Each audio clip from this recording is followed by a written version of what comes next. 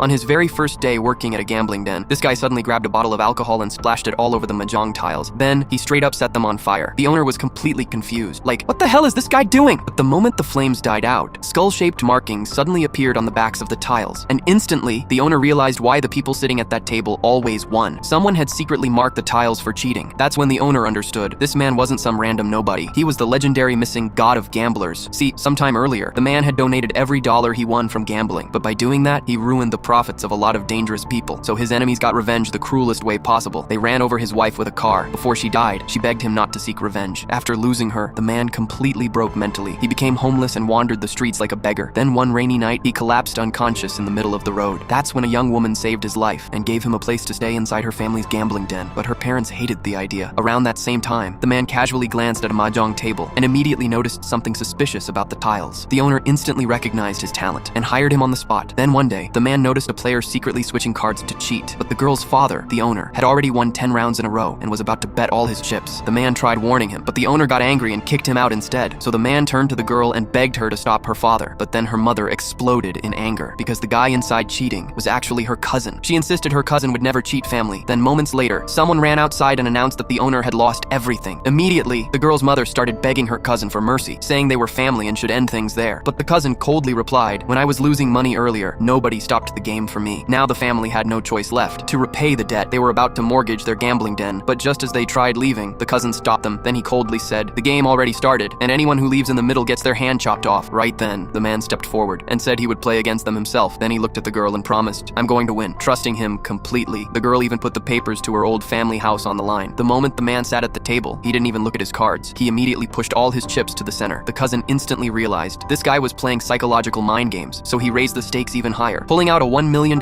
check. Soon, the cards were dealt. The man revealed 2 threes, but the cousin had 2 kings, and on top of that, he had secretly swapped cards already to guarantee his victory. Now, the only possible way for the man to win was if his hidden final card was another 3. The cousin smugly pulled out another 3 and said, "There are only 42 cards left in the deck. Your chance of drawing another 3 is 1 in 42. Then slowly, the man looked at his final hidden card, and it was a 2. The second everyone saw it, the cousin's entire family exploded into celebration.